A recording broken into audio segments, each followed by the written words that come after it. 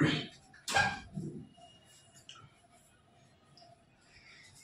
Very good morning बच्चों। मैं हूं डॉक्टर इनके भार्गव और आप सभी का भार्गव बायोलॉजी क्लासेस में ढेर सारा स्वागत है। बच्चों, हम लोग कर रहे हैं क्लास 11 की बोटनी। चैप्टर है हमारा cell cycle and cell division. बच्चों, cell cycle and cell division में अभी तक हम लोग 3-4 क्लासेस अभी तक कर चुके हैं, जिसमें हम लोग माइटोसिस ऑल कंप्लीट कर चुके हैं। इसके जितने भी फेजेस हैं वो हम लोग अच्छे से कंप्लीट कर चुके हैं। वीडियो प्लेलिस्ट में पड़ी हुई है, अगर आप इंटरेस्टेड हैं तो जाके सारे वीडियोस को देख सकते हैं।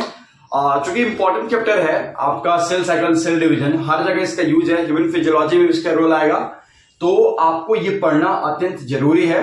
और जब तक माइटोसिस अच्छे से समझ में नहीं आएगा तब तक मियोसिस बच्चों अच्छे समझ में नहीं आएगा। तो एक बार आप जाके पुराने वीडियोस को जरूर देख लें, वीडियोस को लाइक शेयर एंड जरूर सब्सक्राइब करें। और बच्चों, हम लोग माइटोसिस में अभी तक क्या क्या पढ़े हैं। माइटोसिस में हम लोग देखे थे कि जो सेल डिवीजन होता है उससे पहले एक प्रोसेस होता है जिससे बोलते हैं हम लोग सेल साइकिल।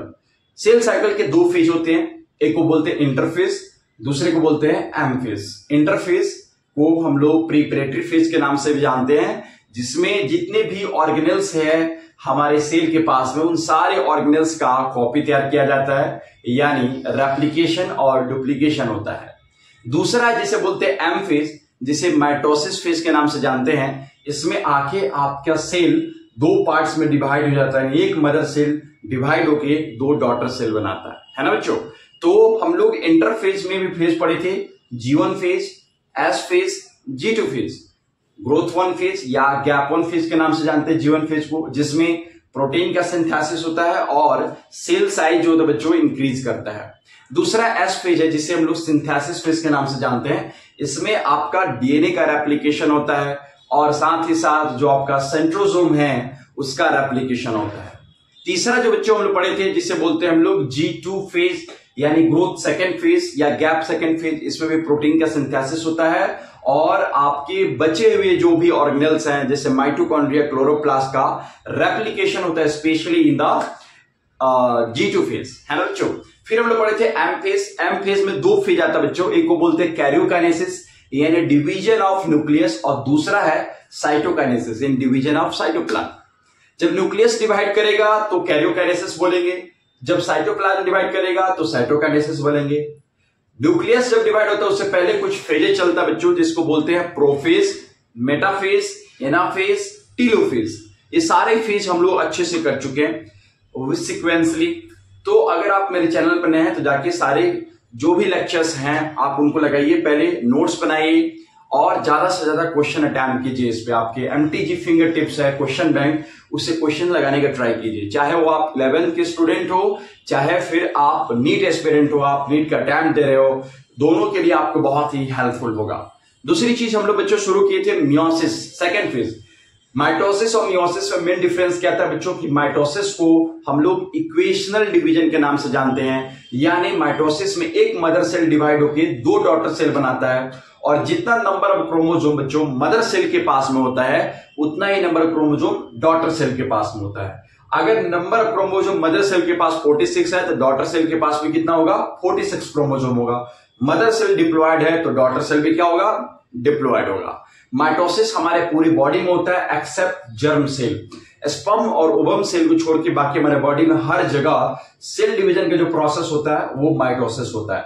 दूसरा मियोसिस, इसको हम लोग रिडक्शनल डिवीजन के नाम से जानते हैं, जिसमें नंबर ऑफ क्रोमोसोम बच्चों रिड्यूस हो जाता है, यानी only half set of number of chromosome ही डॉटर सेल के पास ट्रांसफर होता है। समझा ना? अगर मदर सेल के पास में 46 क्रोमोसोम है तो डॉटर सेल के पास में कितना होगा, ओनली 23 क्रोमोसोम। याद रहेगा। मदर इसमें जो है आपका एक मदर सेल डिवाइड होके अंत में 4 हैप्लॉइड डॉटर सेल बनाएगा। मियोसिस बच्चों 2 फेज में कंप्लीट होता है, एक को बोलते हैं मियोसिस फर्स्ट, दूसरे को बोलते हैं मियोसिस सेकंड। जबकि माइटोसिस का ओनली 1 फेज होते हैं, सिर्फ और सिर्फ कैरियोकाइनेसिस साइटोकाइनेसिस में होता है, मियोसिस के माइटोसिस के 1 फेज। जबकि मियोसिस में 2 फेज चलेंगे, कैरियोकाइनेसिस का एक मियोसिस फर्स्ट, दूसरा मियोसिस सेकंड। तीसरे डिफरेंस याद रखिएगा माइटोसिस और मियोसिस के बीच में कि माइटोसिस में ओनली 1 टाइम सेल डिवीजन होगा, जबकि मियोसिस में 2 टाइम्स सेल डिवीजन होता है, जिसमें मियोसिस फर्स्ट और मियोसिस सेकेंड होगा। बट सेल का replication, DNA replication only 1 times होगा, वो भी इंटरफेज के एस फेज में। समझ में आ रहा ना कि डीएनए का replication only 1 times but cell division 2 times, इसको बोलते हैं हम लोग मियोसिस। ठीक है बच्चों, माइटोसिस और मियोसिस में सेम वैसे ही प्रोसेस होता है। पहले आपका इंटरफेज होगा बच्चों, देन होगा एम फेज। इंटरफेज को जैसे हम लोग प्रिपरेटरी फेज बोलते हैं, अभी जस्ट बताया आपको, इसमें भी वही सेम प्रोसेस होता है। G1 phase, S phase, G2 phase, DNA का replication, protein synthesis, cell size increase, cell organelles का रेप्लिकेशन, ये सारे के सारे एस फेज में होता है। दूसरा है आपका एम फेज। एम फेज में 2 फेज आ जाएंगे बच्चों, एक मियोसिस फर्स्ट, दूसरा मियोसिस सेकेंड। ठीक है बच्चों, तो आज हम लोग करते हैं मियोसिस के फेजेस के बारे में। Any doubts? ओके, अगर कोई भी डाउट्स है तो आप क्यूरी में कमेंट कर सकते हैं, कमेंट सेक्शन में कमेंट कीजिए, हम आपकी कमेंट्स को पर डे रीड करते हैं। अगर कोई भी कमेंट्स रहता है तो हम उसको नेक्स्ट क्लास में इस पे थोड़ा सा और डिटेल्स करने की कोशिश करेंगे। चलिए शुरू करते हैं आज का क्लास। तो बच्चों, मियोसिस को हम लोग 2 फेज में डिवाइड किए थे, जस्ट अभी आपको बताएं। मियोसिस के 2 फेज होते हैं। आपका जो मियोसिस होता है इसके 2 फेज होते हैं बच्चों, एक को बोलते हैं मियोसिस फर्स्ट और दूसरे को बोलते हैं मियोसिस सेकेंड। ये हो जाएगा बच्चों हमारा मियोसिस फर्स्ट और दूसरा हो जाएगा बच्चों मियोसिस सेकेंड, है ना। अब देखिए मियोसिस फर्स्ट में जैसे हम लोग कैसे पढ़े थे माइटोसिस में, माइटोसिस में 2 फेज होते हैं, एक कैरियोकाइनेसिस, दूसरा साइटोकाइनेसिस, यानी division of nucleus and division of cytoplasm. तो डिवीजन ऑफ न्यूक्लियस जो होता है इसमें कुछ फेज चलते हैं, जैसे हम लोग माइटोसिस से पढ़े थे, प्रोफेज, मेटाफेज, एनाफेज, टीलोफेज पढ़े थे ना। अगर आप पढ़े हैं तो जरूर आपको समझ में आएगा, अगर नहीं पढ़े हैं तब भी कोई प्रॉब्लम की बात नहीं है। आप जैसे ये क्लास खत्म करेंगे आप जाके फिर से वो वीडियोस को लगा लेंगे माइटोसिस वाला, और फिलहाल यहाँ पे कॉन्सेंट्रेट करने की कोशिश करेंगे, है ना बच्चों। तो जैसे माइटोसिस में होता है वैसे ही मियोसिस में चलेगा। पहला हो जाएगा एक प्रोफेज फर्स्ट। प्रोफेज फर्स्ट इसलिए बोल रहे हैं क्योंकि इसमें 2 फेज है, मियोसिस फर्स्ट, मियोसिस सेकेंड। तो प्रोफेज फर्स्ट इसमें होगा, प्रोफेज सेकेंड मियोसिस सेकेंड में होगा। बात समझ में आई? दूसरा है मेटाफेज फर्स्ट, तीसरा है एनाफेज फर्स्ट और लास्ट है बच्चों टीलोफेज फर्स्ट। ये हो जाएगा आपका मियोसिस फर्स्ट में, कोई दिक्कत? चलिए सेम वैसे ही मियोसिस सेकेंड में क्या पढ़ेंगे हम लोग, प्रोफेज सेकेंड, दूसरा जगह बच्चों मेटाफेज सेकेंड, तीसरा है एनाफेज सेकेंड और लास्ट है बच्चों टीलोफेज सेकेंड। इस तरह से हमारा मियोसिस जो है 2 स्टेप पे कंप्लीट होगा, meiosis first and meiosis second. Any doubts? चलिए जल्दी से स्क्रीनशॉट ले लेंगे बच्चों। चलिए अब हम लोग शुरू करते हैं बच्चों मियोसिस फर्स्ट। आई होप आप लोगों को क्लियर है मियोसिस के फेजेस क्या होते हैं।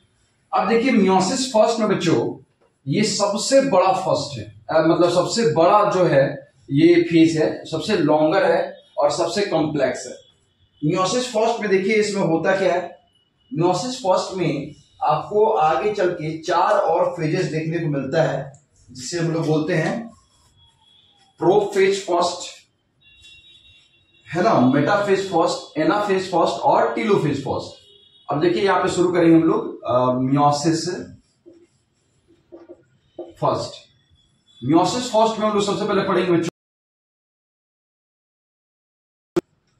प्रोफेज फर्स्ट क्या होता है। बहुत सिंपल है, जैसे आपका माइटोसिस पढ़े थे, माइटोसिस में क्या देखे थे बच्चों कि रेप्लिकेशन होता है या डीएनए का सिंथेसिस होता है, वो एस फेज में होता है।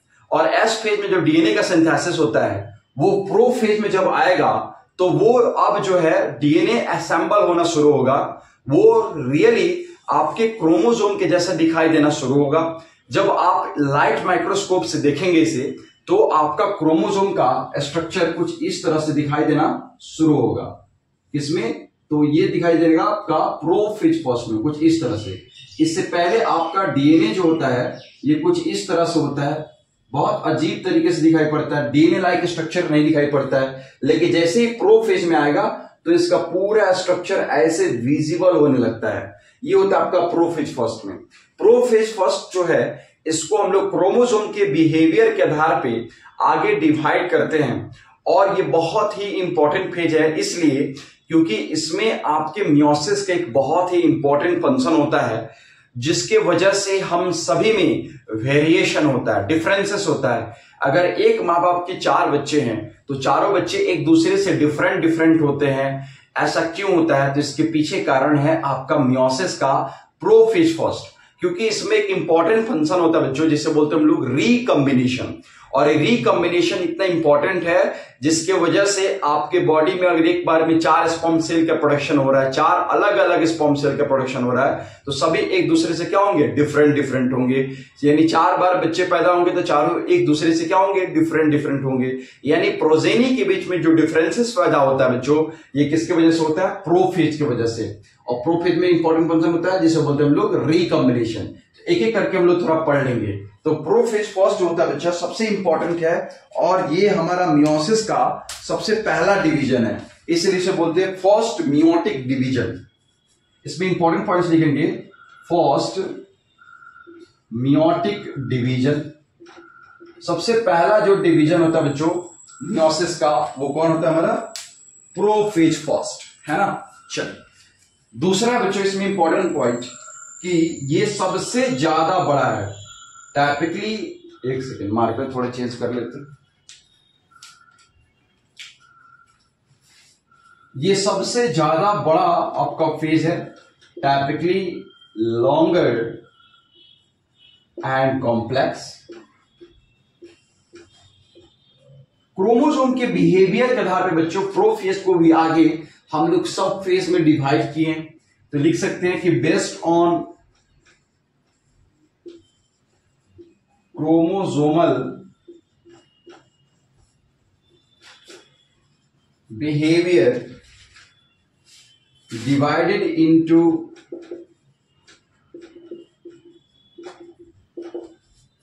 5 फेजेस। क्रोमोसोम के बिहेवियर के आधार पर आगे बच्चों इसको हम लोग 5 फेज में डिवाइड करते हैं, है ना। और यही 5 फेज में आपका जो है प्रोसेस होता है जिसे बोलते हैं हम लोग रिकॉम्बिनेशन। ठीक है, तो सबसे पहला जो फेज है बच्चों वो हमारा है सबसे पहला जो फेज इसे बोलते हैं लेप्टोटीन। दूसरा जो फेज इसे बोलते हैं हम लोग जाइगोटीन। तीसरा जो फेज बच्चों इसे बोलते हैं हम लोग पैकेटीन। चौथा जो फेज बच्चों इसे बोलते हैं हम लोग डिप्लोटीन। और 5वां जो फेज है इसे बोलते हैं हम लोग डाइकाइनेसिस। ये बहुत ही इंपॉर्टेंट फेज है आपका प्रोफेज का, याद रखिएगा। पहला होगा लेप्टोटीन, दूसरा होगा जाइगोटीन, तीसरा होगा पैकेटीन, चौथा होगा डिप्लोटीन और 5वां होगा डाइकाइनेसिस। डोंट वरी, याद करने का टेंशन आप छोड़ दीजिए। याद कैसे कराना है मैं आपको करा दूंगा, बस आपको कंसंट्रेशन के साथ यहां पे देखते रहना, समझते रहना, बिल्कुल समझ में आएगा, है ना बच्चों। चलिए बहुत बढ़िया। अब होता क्या समझिए, पहला जो है इसको बोलते हैं हम लोग लैप्टोटीन। नाम से क्लियर है, लैप्टोमिस होता है बच्चा लपेटना। जितने भी आपके क्रोमोसोम हैं उनका कंडेंसेशन होगा। क्या होगा बच्चों इसमें? लेप्टोटीन में कंडेंसेशन होगा, क्रोमोसोम लाइक अपीयर होगा, पूरा क्रोमोसोम का शेप दिखाई पड़ेगा। दूसरा है जाइगोटीन। जाइगोटीन में क्या होगा? जो आपके क्रोमोसोम का कंडेंसेशन होता है लैप्टोटीन में, वो क्रोमोसोम अपने पास पास आते हैं, एक दूसरे के आते हैं, पास पास आते हैं, है ना बच्चों। और उनके बीच में एक स्पेशल बॉन्ड बनता है जिसे बोलते हैं साइनोप्टोनिमल कॉम्प्लेक्स। साइनोप्टोनिमल कॉम्प्लेक्स बनता है। तीसरा बच्चों पैकेटीन। पैकेटीन में जो आपके क्रोमोसोम होते हैं जो बहुत ही पास पास आए थे जाइगोटीन में, ये एक दूसरे के ऊपर पैचिंग करते, कुछ इस तरह से ओवरलैप करते हैं पैकेटीन में, और अपना जो भी जेनेटिक मटेरियल होता है वो एक दूसरे के साथ एक्सचेंज करते हैं। नेक्स्ट है बच्चा डिप्लोटीन। डिप्लोटीन में उनके बीच में जो साइनोप्टोनिमल कॉम्प्लेक्स बना था जाइगोटीन में, वो डिसॉल्व हो जाता है, डिसएपियर हो जाता है, और उनके बीच में एक एक्स लिंक लाइक स्ट्रक्चर बनता है जिसे हम लोग क्यास्माटा बोलते हैं। और लास्ट में बच्चों जिसे बोलते हैं डाइकाइनेसिस, इसमें दूर दूर चले जाते हैं। कुछ इस तरह से समझ सकते हैं। तो अगर हम लोग इसको बी प्रैक्टिकली अगर एग्जांपल से समझे जस्ट फॉर फन, तो ऐसे समझ सकते हैं कि दो कपल है, सबसे पहले वो एक दूसरे के साथ डेट करते हैं, मिलते हैं, जिसमें लैप्टोटीन होगा, एक दूसरे से मिलते हैं, एक दूसरे से बातें करते हैं, अपने अपने विचार को रखते हैं, एक दूसरे को प्रपोज करते हैं, जस्ट लाइक अ लैप्टोटीन। जाइगोटीन में एक दूसरे के बहुत पास पास आते हैं, करीब आते हैं, एक दूसरे को समझते हैं, है ना। नेक्स्ट है पैकेटीन में एक दूसरे को हग करते हैं, जस्ट लाइक अ पैचिंग, है ना बच्चा। और तीसरा है डिप्लोटीन, और डिप्लोटीन में उनके बीच में जेनेटिक एक्सचेंज होता है। और डाइकाइनेसिस में अगर उनके बीच में बात नहीं बनी, जस्ट लाइक अ ब्रेकअप, वो दो एक दूसरे से अलग हो जाते हैं, है ना बच्चों। इसको बोलते हैं डाइकाइनेसिस। तो इस तरह से आप भी प्रैक्टिकली समझ सकते हैं जस्ट फॉर फन। लेप्टोटीन लपेटना, इसमें क्या होगा, आपके जितने भी क्रोमोसोम हैं उनका कॉम्बिनेशन होगा, कंडेंसेशन होगा। जाइगोटीन में बहुत ही करीब करीब आएंगे, है ना। और पैकेटीन में एक दूसरे के ऊपर ओवरलैप करेंगे, पैच करेंगे, जेनेटिक एक्सचेंज करेंगे। डिप्लोटीन में उनके बीच में जो साइनेप्टिनिमल कॉम्प्लेक्स था वो डिसॉल्व हो जाएगा और एक्स लिंक लाइक स्ट्रक्चर बनेगा। डाइकाइनेसिस में वो दूर दूर चले जाएंगे। तो ये जो फेज है बच्चों, इसे बोलते हैं हम लोग प्रोफेज फर्स्ट। और इन्हीं सब फेज में आपका एक क्रोमोसोम दूसरे क्रोमोसोम के साथ जेनेटिक मटेरियल का एक्सचेंज करता है ना बच्चों, जिसके वजह से आपका वेरिएशन पैदा होता है। आई होप आप लोग समझ में आ गया। अगर फिर भी नहीं समझ में आए तो आप कमेंट सेक्शन में कमेंट करेंगे। नेक्स्ट क्लास में हम इसको और बेहतर तरीके से समझाने की कोशिश करेंगे। चलिए जल्दी से इसको नोट डाउन कर लेंगे।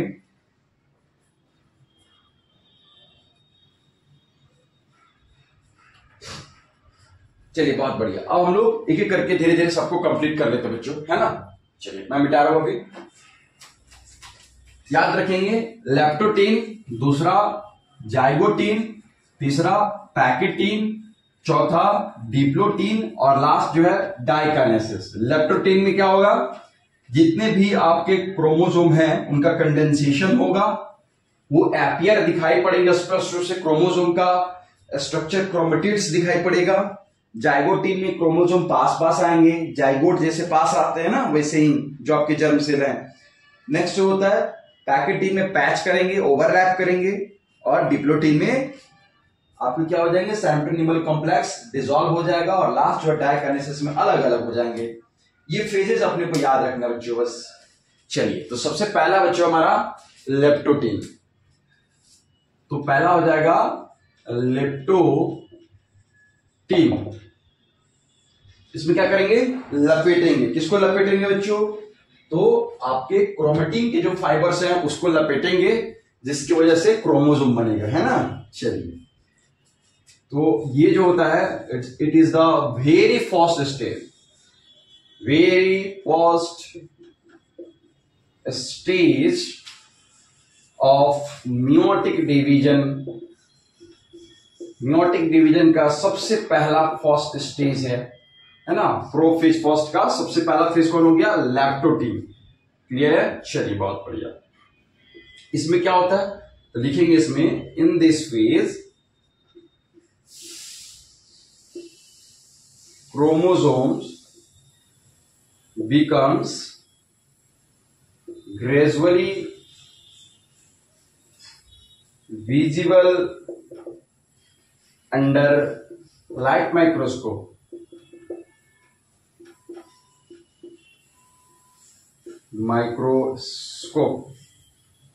इसमें एक चीज इंपॉर्टेंट होता है, जो भी सेंट्रियोल्स वगैरह होते हैं, सेंट्रोजोम, वो एक दूसरे का ऑपोजिट चले जाते हैं, start moving towards opposite poles and each centriole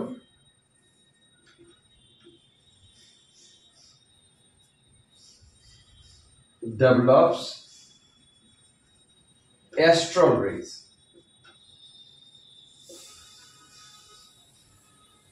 The compaction of chromosomes continues. एक एक करके समझ लेते हैं बच्चों होता क्या है इसमें।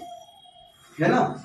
चलिए क्या कह रहा है, it is the very first stage of meiotic division. Meiotic division का सबसे पहला स्टेज है, पहली बात याद रखेंगे। मियोटिक में पहले पढ़े थे प्रोफेज फर्स्ट, प्रोफेज फर्स्ट में पढ़ेंगे लिप्टोटिन, तो सबसे पहला फेज हो गया। दूसरी चीज, इन this phase chromosome becomes gradually visible under light microscope. अगर हम लोग क्रोमोसोम को देखा जाए, अगर ये हो गया आपका सेल, है ना बच्चों, ये आपका सेल हो गया, और सेल के अंदर मान लीजिए ये हो गया आपका न्यूक्लियस, ठीक है, सेल हो गया और सेल के अंदर हो गया न्यूक्लियस।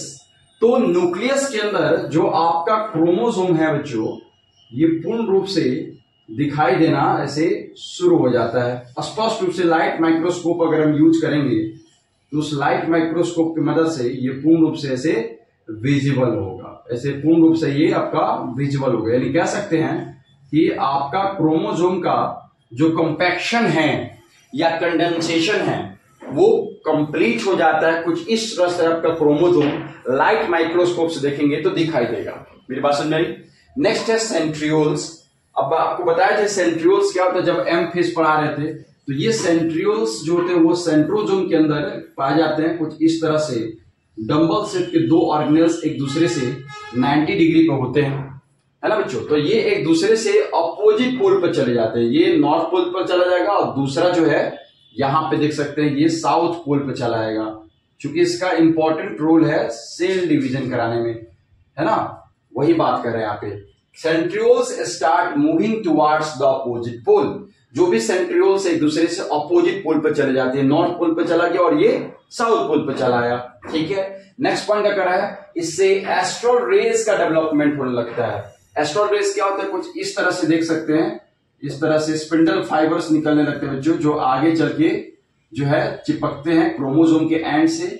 इसे हम लोग एस्ट्रल रेज बोलते हैं। क्या बोलते हैं बच्चों, इसे हम लोग एस्ट्रल रेज बोलते हैं। और ये जो है स्पिंडल फाइबर्स हैं जो आगे चल के क्रोमोसोम से चिपकते हैं, है ना। तो ये इस तरह से फॉर्मेशन हो जाता है आपका किसमें, लेप्टोटीन में। फिर क्या करता है, the compaction of chromosome continues. Chromosome का कंपैक्शन आगे कंटिन्यू ही रहता है, तो ये होता है हमारा लेप्टोटीन में। यानी क्रोमोसोम क्या होता है बच्चों, कंपैक्शन होता है, इसमें कंडेंसेशन होता है, लपेटना होता है क्रोमोसोम का। और दूसरा है जिसे बोलते हैं हम लोग जाइगोटीन। इसमें क्रोमोसोम बहुत ही पास पास आते हैं, उनके बीच में क्या बनता है, साइनोप्टोनिमल कॉम्प्लेक्स। चलिए जल्दी से इसका नोट डाउन कर लेंगे बच्चों, स्क्रीनशॉट ले लेंगे, फिर हम लोग आगे की तरफ बढ़ेंगे। आई होप आप लोगों को क्लियर है। चलिए बहुत बढ़िया। अब पढ़ेंगे जाइगोटीन। तो जिस तरह से लेप्टोटीन में आपका क्रोमोसोम का लपेटना हुआ, क्रोमोसोम जो है क्रोमोसोम की तरह दिखाई देना शुरू हो गया, जाइगोटीन में ये क्रोमोसोम एक दूसरे के बहुत करीब आते हैं और उनके बीच में एक कॉम्प्लेक्स बनता है बच्चों, जिसे बोलते हैं साइनोप्टोनिमल कॉम्प्लेक्स। इसकी विशेष पहचान है जाइगोटीन की। जाइगोटीन की पहचान कैसे करते हैं, साइनोप्टोनिमल कॉम्प्लेक्स के फॉर्मेशन से। अगर उनके बीच में साइनोप्टोनिमल कॉम्प्लेक्स है तो कहने का मतलब यह हुआ कि वो जाइगोटीन वाला है। दूसरा हेडिंग रहेगा बच्चों हमारा जाइगोटीन। जाइगोटीन में कुछ ऐसा होता है, जैसे ये मान लीजिए आपका हो गया सेल, है ना। सेल के अंदर बच्चा ये हो गया आपका न्यूक्लियस, ठीक है। तो इसमें ये क्रोमोसोम है, देखिए ये इस तरह से क्रोमोसोम हो गया, ये सिंगल क्रोमोसोम है, ये भी सिंगल है, और ये एक दूसरा क्रोमोसोम है, देख सकते हैं। ये दोनों क्रोमोसोम को क्या बोलेंगे बच्चों, होमोलोगस क्रोमोसोम। देखिए इसका सेंट्रोमियर अलग है, इसका सेंट्रोमियर अलग है, दोनों अलग अलग क्रोमोसोम है, सिंपल सी बात है। तो इन दोनों क्रोमोसोम को मिलाकर हम लोग बोल देंगे होमोलोगस क्रोमोसोम, एक जैसे दिखाई पड़ते हैं। लेकिन ये क्रोमेटिड्स और ये क्रोमेटिड्स, दोनों क्रोमेटिड्स एक ही सेंट्रोमियर से लगे हैं, इसीलिए इसे बोलेंगे हम लोग सिस्टर क्रोमेटिड्स। क्या बोलेंगे, सिस्टर क्रोमेटिड्स। बल्कि ये क्रोमोसोम क्या है, होमोलोगस क्रोमोसोम। तो आपके जो जाइगोटीन होता है बच्चों, इसमें दो होमोलोगस क्रोमोसोम बहुत ही पास पास आ जाते हैं और इनके बीच में क्या बन जाता है, साइनेप्टोनिमल कॉम्प्लेक्स। क्या बनता है बच्चों, साइनेप्टोनिमल कॉम्प्लेक्स, ये इसकी विशेष पहचान है। अच्छा, यहां पे क्रोमेटिड्स की संख्या कितनी होगी, जरा मुझे गिन के बताइए। तो यहां पे आपकी क्रोमेटिड्स की संख्या हो जाएगी 4। कैसे? एक पहला, ये दूसरा और ये तीसरा और ये चौथा। तो जाइगोट में आके आपकी क्रोमेटिड्स की संख्या कितनी हो जाती है? 4। और क्रोमोसोम कैसे बन जाते हैं? बाइवेलेंट। 2 क्रोमोसोम जिसके पास में 2 क्रोमेटिड्स हैं वो एक दूसरे के बहुत करीब आ जाते हैं। तो यहां पे लिख सकते, समझ सकते हैं, इसे बोलते हैं साइनेप्टोनिमल कॉम्प्लेक्स, है ना। इसकी फॉर्मेशन हो जाती है। और साथ ही साथ यहां पे देख सकते हैं 2 आपके होमोलोगस क्रोमोसोम है और उनके बीच में क्रोमेटिड्स की संख्या कितनी है? 4। तो इसे हम लोग बोलते हैं बच्चा बाइवेलेंट या टेट्राड। तो बाइवेलेंट या टेट्राड का फॉर्मेशन किसमें होता है? जाइगोटिन में होता है। स्पष्ट याद रखिएगा, लेप्टोटिन में क्रोमोसोम बहुत ही कंडेंस्ड होंगे, क्रोमोसोम लाइक अपीयर होंगे। जाइगोटिन में पास पास आएंगे, उनके बीच में बाइवेलेंट या टेट्राड का फॉर्मेशन होगा, साइनेप्टोनिमल कॉम्प्लेक्स बनेगा, है ना। ये जाइगोटिन में होगा। तो ये याद रखेंगे, अपने को स्पष्ट याद रखना है, ठीक है। चलिए लिख लेंगे थोड़ा सा 2 लाइन इसके बारे में बच्चों कि in this phase homologous chromosome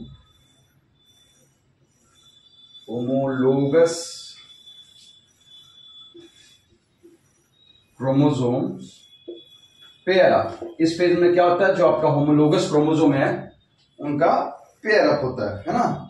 और दूसरी इंपॉर्टेंट चीज क्या होती है कि इसमें साइनेप्टोनिमल कॉम्प्लेक्स का फॉर्मेशन होता है। लिखेंगे the formation of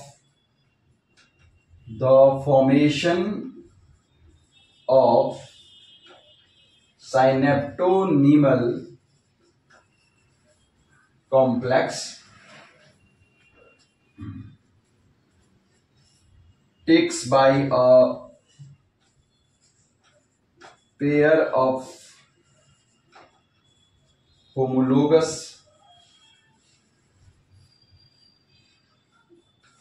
chromosome that show synapses। जहां पे आपके 2 क्रोमोसोम बहुत पास पास आ रहे हैं, मिलते हुए दिखाई पड़ रहे हैं, उसे क्या बोलेंगे हम लोग बच्चों? साइनेप्सिस बोलेंगे। क्या बोलेंगे? साइनेप्सिस।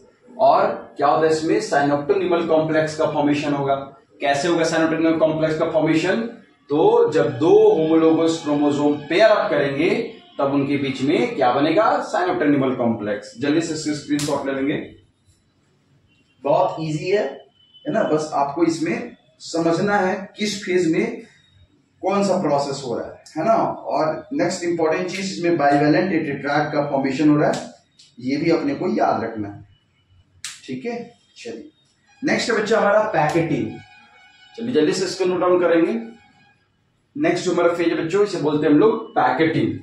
जैसा बताया कि 2 अगर आपके होमोलोगस क्रोमोसोम अगर पास पास आ जाते हैं, उनके बीच में साइनेप्टोनिमल कॉम्प्लेक्स बन जाता है, तो अब बारी आती है कि दोनों होमोलोगस क्रोमोसोम एक दूसरे के साथ अपने जेनेटिक मटेरियल को एक्सचेंज करे, यानी आदान प्रदान करे।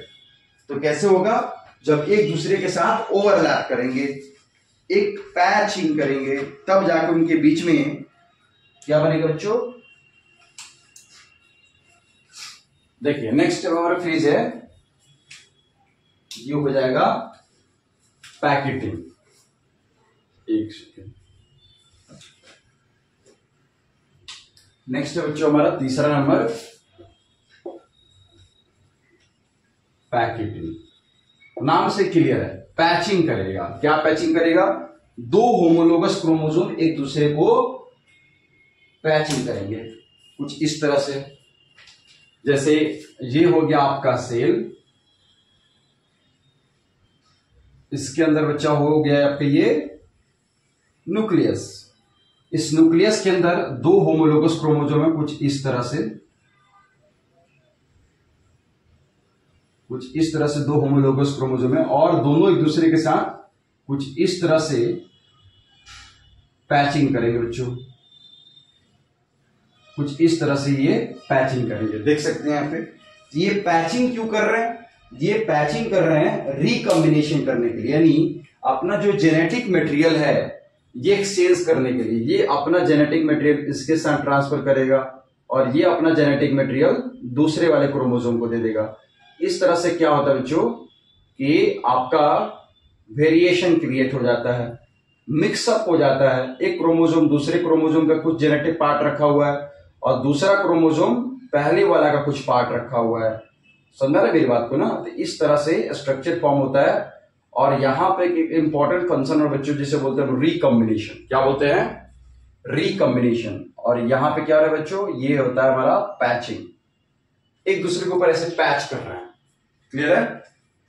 चलिए तो लिखेंगे इसमें थोड़ा सा, 2 लाइन लिख लेंगे, इंपॉर्टेंट है। Pachytene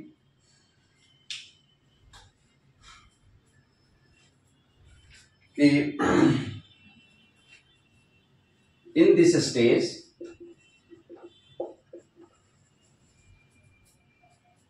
exchange of genes or crossing over between the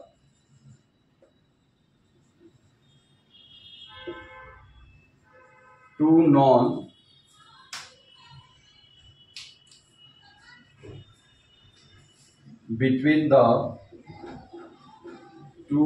non-sister chromatids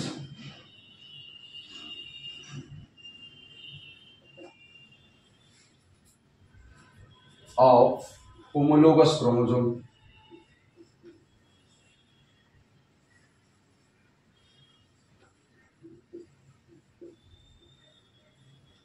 देखिए इंपॉर्टेंट चीज है, समझेंगे थोड़ा ध्यान से। इन दिस स्टेज में क्या होता है? पैकेटिन में स्टेज में क्या होता है? ये जेनेटिक मटेरियल है, ये आपका क्रोमोसोम है, ये दूसरा क्रोमोसोम है। ये देखिए ये दोनों आपस में सिस्टर क्रोमेटिड्स है, ये दोनों आपस में सिस्टर क्रोमेटिड्स है। बट ये और ये, इसको हम थोड़ा सा नंबरिंग करें ताकि समझना आसान हो जाएगा। 1 2 ये हो जाएगा आपका 3 4। देखिए 1 और 2 सॉरी यहाँ पे 1 और 3 ये दोनों आपस में सिस्टर क्रोमेटिड्स है। क्या बच्चा? सिस्टर क्रोमेटिड्स है। बट 2 और 4 ये आपस में सिस्टर क्रोमेटिड्स है। समझ आए मेरी बात को? लेकिन यहाँ पे 1 और 2 देख रहे हैं ना, ये और ये आपस में क्या है? नॉन सिस्टर क्रोमेटिड्स है। यानी दो, इसका पार्ट है ये और इसका पार्ट ये, यानी दोनों अलग अलग क्रोमोसोम है। तो 2 होमोलोगस क्रोमोसोम का ये क्या है? नॉन सिस्टर क्रोमेटिड्स है। देख रहे हैं ना यहाँ पे? इनके बीच में जो जेनेटिक मटेरियल का एक्सचेंज हो रहा है बच्चों, ये हो रहा है किसमें? पैकेटिन में, जिसमें आपका 2 नॉन सिस्टर क्रोमेटिड्स पास पास आते हैं होमोलोगस क्रोमोसोम का, और इनके बीच में क्रॉसिंग ओवर होता है, एक दूसरे को ऐसे क्रॉस करते हैं और एक्सचेंज करते हैं किस इसका? जीन्स का। ये बात इंपॉर्टेंट है समझने का। और इसमें एक इंपॉर्टेंट फंक्शन होता है बच्चों जिसे बोलते हैं हम लोग क्रॉसिंग ओवर। क्रॉसिंग ओवर कहने का मतलब क्या हुआ? Exchange of genetic material. अगर क्रॉसिंग ओवर समझे तो किसमें होता है? पैकेटिन में।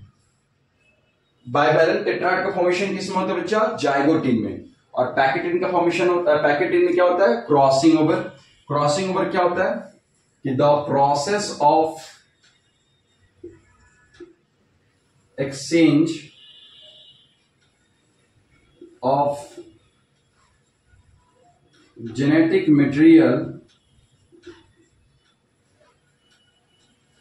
takes place between the non-sister chromatids। याद रखिए सिस्टर क्रोमेटिड्स के बीच में जेनेटिक मटेरियल एक्सचेंज नहीं होगा। Non sister chromatids of 2 homologous chromosome, 2 homologous chromosome के नॉन सिस्टर क्रोमेटिड्स के बीच में जब जेनेटिक मटेरियल का एक्सचेंज होता है तो उसे हम लोग बोलते हैं क्या? Crossing over. देख सकते हैं यहां पे ये होमोलोगस क्रोमोसोम है, ये होमोलोगस, एक दूसरे के होमोलोगस क्रोमोसोम है। बट ये और ये एक दूसरे क्या है? नॉन सिस्टर क्रोमेटिड्स है ना? ये और ये एक दूसरे के सिस्टर क्रोमेटिड्स है, बट ये और ये एक दूसरे के नॉन सिस्टर क्रोमेटिड्स है। इन दोनों के बीच में जो जेनेटिक मटेरियल का एक्सचेंज हो रहा है उसे क्या बोलते हैं हम लोग, क्रॉसिंग ओवर। तो पैकेटिन का एक इंपॉर्टेंट कैरेक्टरिस्टिक होता है बच्चों, क्रॉसिंग ओवर इसमें देखने को मिलता है, रिकॉम्बिनेशन देखने को मिलता है ना, याद रखिएगा, इंपॉर्टेंट है। नेक्स्ट है बच्चा डिप्लोटिन। चलिए जल्दी से इसको नोट डाउन करेंगे और आगे हम लोग चलेंगे डिप्लोटिन की तरफ। जल्दी से करेंगे इस चैप्टर को खत्म, मियोसिस को फर्स्ट को खत्म करेंगे, उसके बाद मियोसिस सेकंड हम लोग नेक्स्ट क्लास में पढ़ेंगे। चलिए नेक्स्ट बच्चा हमारा डिप्लोटिन। तो डिप्लोटिन में जो आपका साइनेप्टोनिमल कॉम्प्लेक्स बना था जाइगोटिन में, वो डिसॉल्व हो जाता है और इनके बीच में एक एक्स लिंक लाइक स्ट्रक्चर बनता है बच्चा, जिसे हम लोग बोलते हैं क्या, क्यास्माटा। तो इंपॉर्टेंट कैरेक्टरिस्टिक हर एक फेज का याद रखना है। लैक्टोटिन में क्रोमोसोम एपियर होने लगते हैं, नहीं कंडेंस्ड होने लगते हैं, जाइगोटिन में पास आते हैं, साइनेप्टोनिमल कॉम्प्लेक्स बनता है, डिप्लोटिन में पैकेटिन में जेनेटिक मटेरियल का एक्सचेंज होता है, डिप्लोटिन में crossing x link like structure बनता है और डाइकाइनेसिस में अलग हो जाते हैं, है ना। तो नेक्स्ट बच्चा हमारा हेडिंग रहेगा डिप्लोटिन। डिप्लोटिन, चल डिप्लोटिन में क्या होता है, जो आपका क्रोमोसोम है उनके बीच में जो साइनेप्टोनिमल कॉम्प्लेक्स है वो डिसॉल्व हो जाता है कुछ इस तरह से। ये आपका हो गया सेल, सेल के अंदर बच्चा ये हो गया आपका न्यूक्लियस, और इस तरह से जो है आपका क्यास्माटा का फॉर्मेशन होता है, एक्स लिंक लाइक स्ट्रक्चर बनता है कुछ इस तरह से। ये जो स्ट्रक्चर देख रहे हैं इसको बोलते हैं एक्स लिंक्ड लाइक स्ट्रक्चर, जिसे हम लोग क्यास्माटा बोलते हैं। क्यास्माटा का फॉर्मेशन होता है किसमें होता है, तो डिप्लोटिन में, देख सकते हैं। और इनके बीच में जो साइनेप्टोनिमल कॉम्प्लेक्स था वो क्या हो जाता है, डिसॉल्व हो जाता है। ये फीचर्स है किसका बच्चा, ये हो गया आपका डिप्लोटिन का, है ना। याद रखेंगे इसमें कि in this phase the synaptonemal complex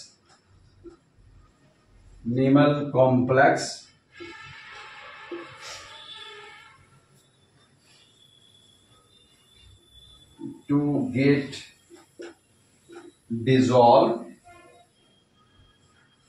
while the chromatids of each tetrad remains clearly visible। सिर्फ और सिर्फ साइनेप्टोनिमल कॉम्प्लेक्स जो बना था जाइगोटिन में वही डिसॉल्व होते हैं, बल्कि टेट्राड जो बना था वो ऐसे ही होता है उसमें। नेक्स्ट जो इसमें इंपॉर्टेंट याद रखेंगे कि रिकॉम्बाइंड होमोलोगस क्रोमोसोम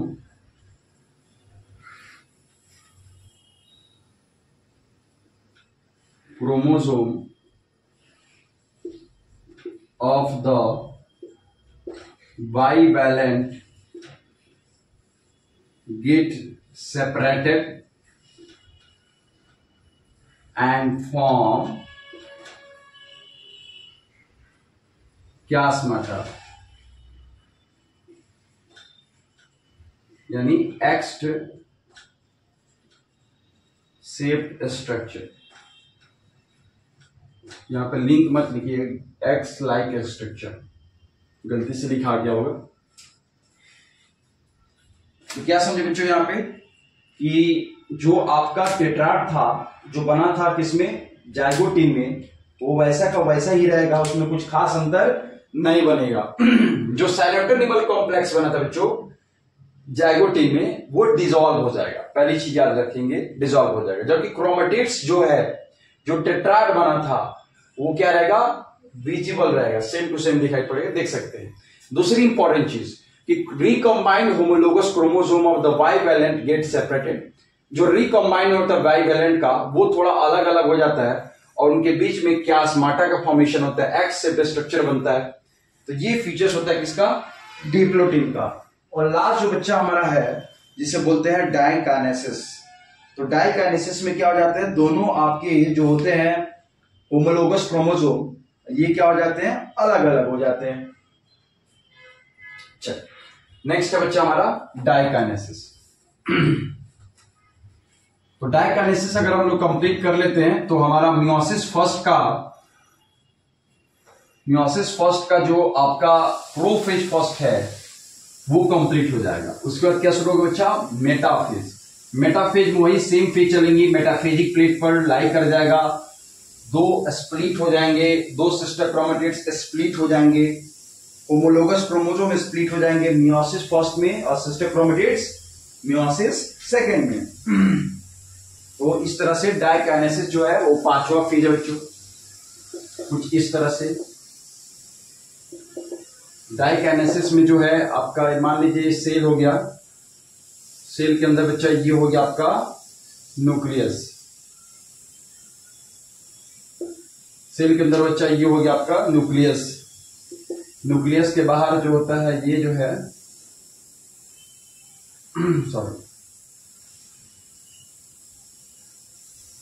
ये हो गया आपका न्यूक्लियस, और न्यूक्लियस के अंदर ये हो गया होमोलोगस क्रोमोसोम, एक दूसरे से सेपरेट हो जाएंगे, है ना। और जो जेनेटिक मैटेरियल एक्सचेंज हुआ था वो एक दूसरे का रखे रहते हैं, दोनों के बीच में दिखाई पड़ेगा। जैसे देखिए जो पैकेटिंग में जो आपका जेनेटिक मटेरियल का एक्सचेंज हुआ था,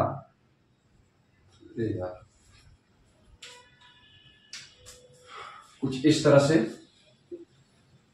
ये इसका जेनेटिक मटेरियल इसके साथ चलाता है और इसका जेनेटिक मटेरियल इसके साथ चलाता है।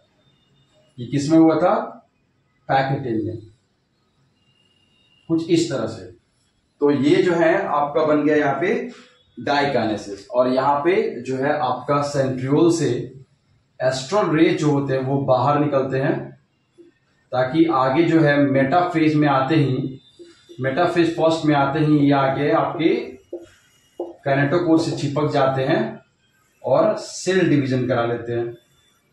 बच्चों कुछ इस तरह से स्ट्रक्चर होता है इसमें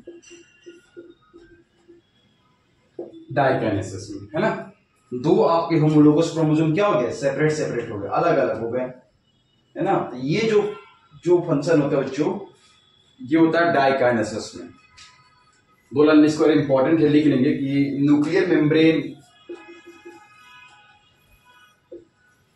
मेम्ब्रेन जो है इसमें डिसअपियर होने लगते हैं, टूटने लगते हैं। ये न्यूक्लियर मेम्ब्रेन देख रहे हैं बीच बीच में से टूटने लगते हैं, क्यों, क्योंकि आगे चल के मेटाफेज में इसको चिपकना है। किससे चिपकना है, तो काइनेटोकोर से जो सेंट्रोमियर के ऊपर होता है, और इससे जो है आपका आगे सेल डिवीजन होगा।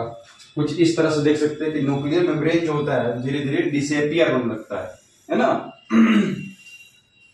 और दूसरी इंपॉर्टेंट चीज जो है इसमें याद रखना है कि जितने भी ऑर्गेनेल्स हैं वो भी डिसअपियर होने लगते हैं। ये हम लोग मेटाफेज में भी देख चुके हैं, ऑर्गेनेल्स डिसअपियर, है ना। नेक्स्ट जो इसमें इंपॉर्टेंट चीज याद रखेंगे, final stage of meiotic prophase first, ये आपका फाइनल हो जाता है।